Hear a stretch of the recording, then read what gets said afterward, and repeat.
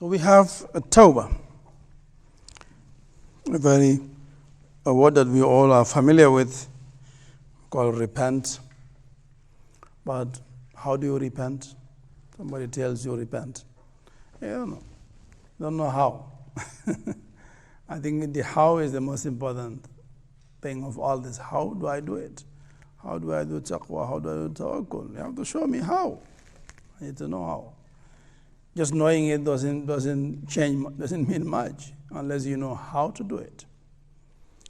So yes, you need to repent when you make a mistake. You need to repent when you haven't made a mistake.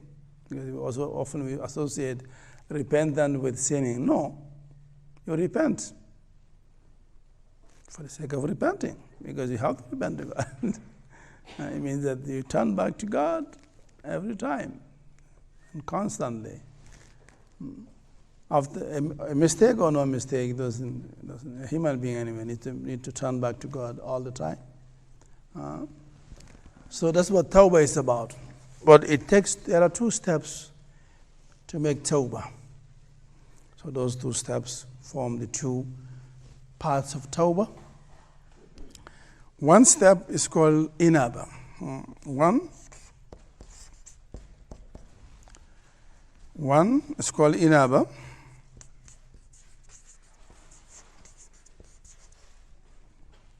One is called Taslim.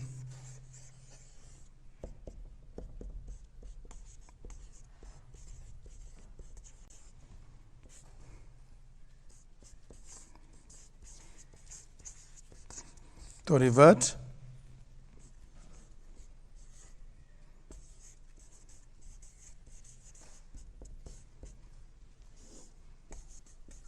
So, Tawbah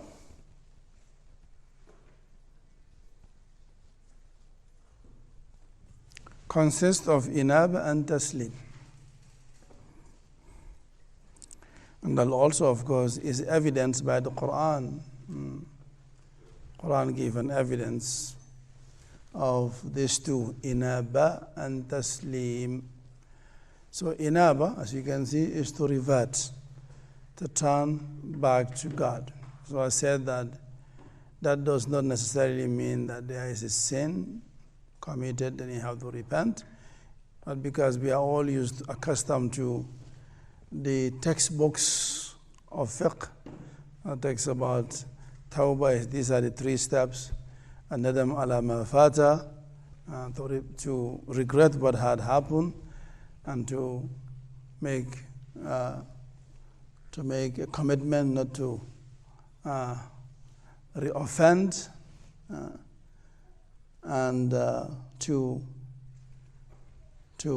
erase the wrong with right. Whatever you've done wrong, you do the opposite.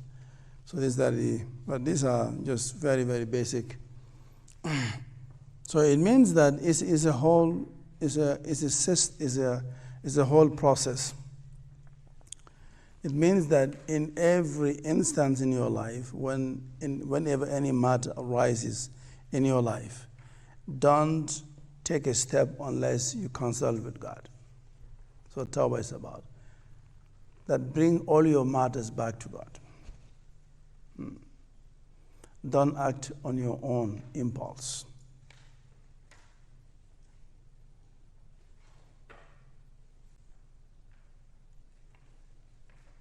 There is an authority for you. That authority is God. So you can act on your own. So, Inaba, that's the first step. Any matter arises, let's bring it back to God.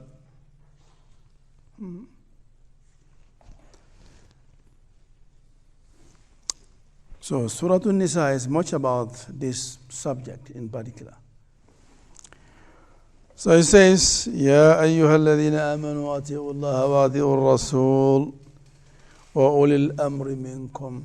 O you who believe, obey Allah, obey the Messenger, and the people of command, people of knowledge means among you. And if you disagree in any matter, whether disagreement is between you and yourself, or between you and the others, What do? فَرُدُّوهُ إِلَى اللَّهِ. Bring it back to Allah. وَالرَّسُولِ, and the messenger. So if any matter arises, bring it back. So it's having a reference point in your life. And just be with no reference point. Just live in this world with no point of reference where you turn, you always come back to. Your base that you come back when you go out, come back.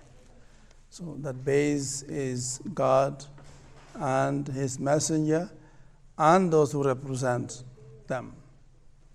So verse 65, he says, فَلَا وَرَبِّكَ, nay, by your Lord, they will not truly believe until they make you a judge in whatever matter arises between them.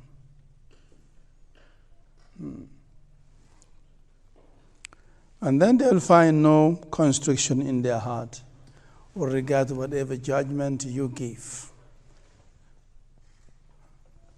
ثم لا يجدوا في أنفسهم حرجا مما قضيت ويسلموا تسليما. Whatever judgment you give, they must accept with an open heart. So this is what Tawbah is about. First, bring your matter to God, because you know that God knows better than you. Don't act on your own independently. Second, if God make a decision for you, accept it with an open heart.